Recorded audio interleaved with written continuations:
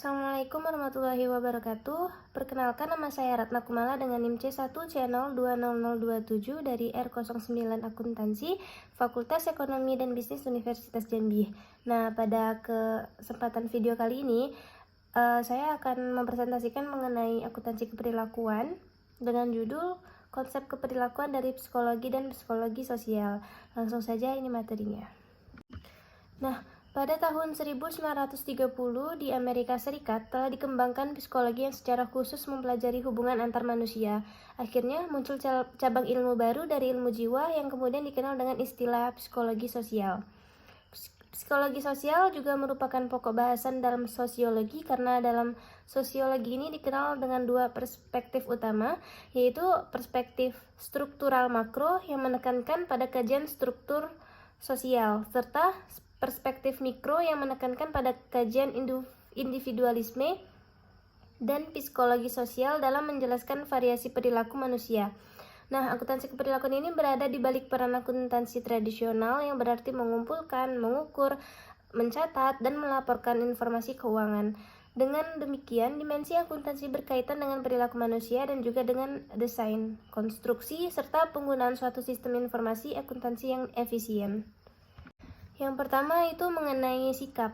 Jadi sikap itu adalah suatu hal yang mempelajari mengenai seluruh tendensi tindakan, baik yang menguntungkan maupun yang kurang menguntungkan. Nah, tujuan manusia, objek, gagasan, atau situasi. Sikap juga merupakan suatu tendensi atau kecenderungan dalam menjawab atau merespons dan bukan dalam menanggapi dirinya sendiri. Sikap ini bukanlah perilaku, namun sikap menghadirkan suatu kesiapsiagaan untuk tindakan yang mengarah pada perilaku. Selanjutnya mengenai komponen sikap. Jadi dalam hal ini sikap mempunyai 3 komponen. Yang pertama ada pengertian atau cognition. Dalam suatu organisasi, sikap ini sangat penting karena sikap sangat memengaruhi perilaku kerja. Dan yang kedua itu ada pengaruh atau efek. Komponen pengaruh ini mengacu pada perasaan seseorang yang mengarah pada objek sikap. Contohnya seperti misalnya hal positif yang dirasakan itu seperti kegemaran, rasa hormat, atau pengenalan terhadap jiwa orang lain.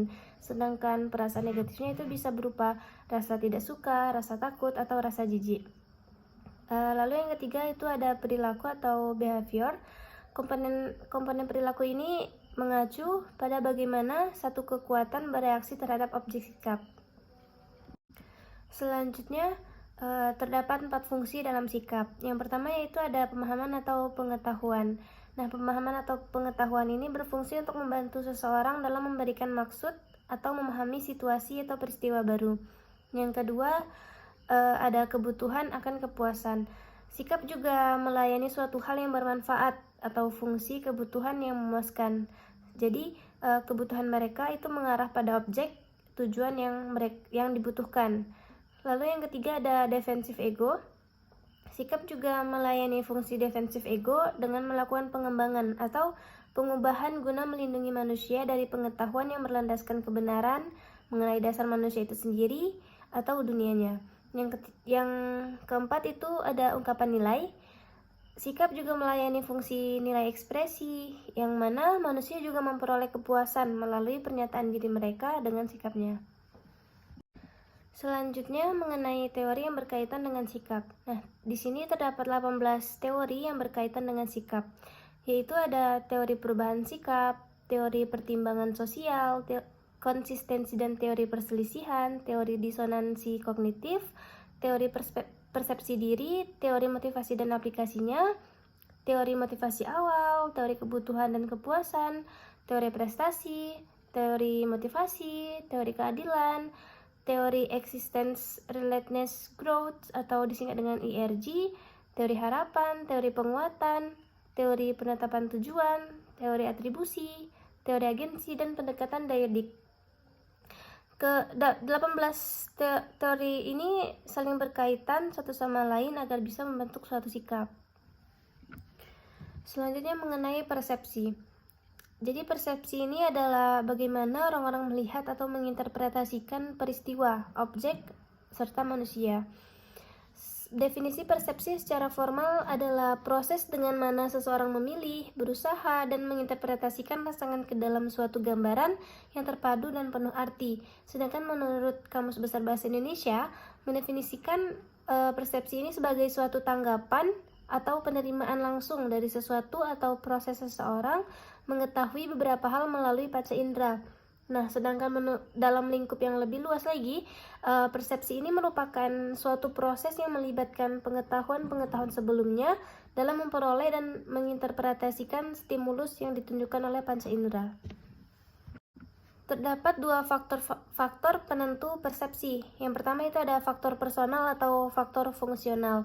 Nah, faktor ini berasal dari kebutuhan, pengalaman masa lalu, dan hal-hal lain yang termasuk dalam apa yang disebut sebagai faktor fungsional. Yang kedua ada faktor situasional atau faktor struktural. Nah, faktor ini berasal dari sifat fisik dan dampak saraf yang ditimbulkan pada sistem saraf individu. Selanjutnya mengenai nilai. Nilai itu secara mendasar dinyatakan sebagai suatu modus perilaku atau keadaan akhir dari eksistensi yang khas dan lebih disukai secara pribadi atau sosial dibanding dengan suatu modus perilaku atau keadaan akhir yang berlawanan.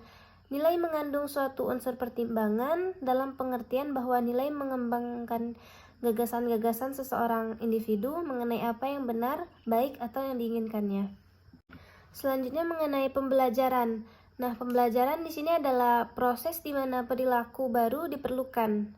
Pembelajaran ini sering terjadi sebagai hasil dari motivasi, pengalaman, dan pengulangan dalam merespons situasi. Kombinasi dari motivasi, pengalaman, dan pengulangan dalam merespons situasi itu terjadi dalam 3 bentuk. Antara lain yang pertama ada pengaruh keadaan klasik, pengaruh keadaan operan, dan pembelajaran sosial. Selanjutnya mengenai kepribadian. Nah, kepribadian ini mengacu pada bagian karakteristik psikologi dalam diri seseorang yang menentukan dan mencerminkan bagaimana orang tersebut merespon lingkungannya. Kepribadian adalah intisari dari perbedaan individu. Kepribadian cenderung bersifat konsisten dan kronis. Jadi aplikasi utama dari teori kepribadian ini adalah memprediksi perilaku. Nah, dalam kaitannya terdapat 3 penentu dari kepribadian, yaitu ada keturunan, sosok fisik, daya tarik wajah, kelamin, temperamen, komposisi otot dan refleks, tingkat energi, dan ritme hayati merupakan karakteristik yang umumnya dianggap sebagai sesuatu yang sepenuhnya atau sebagian besar dipengaruhi oleh susunan hayati, faali atau fisiologis, dan psikologis yang melekat pada kedua orang tua. Selanjutnya ada lingkungan. Di antara faktor-faktor yang menekankan pada pembentukan kepribadian adalah budaya di mana seseorang itu dibesarkan, pengondisian dini, norma-norma di antara keluarga tersebut, teman-teman, dan kelompok-kelompok sosial, serta pengaruh lain yang dialami. Selain itu ada juga situasi. Faktor ini memengaruhi dampak keturunan dan lingkungan terhadap kepribadian. Kepribadian seseorang walaupun pada umumnya mantap dan konsisten bisa saja berubah dalam situasi yang berbeda.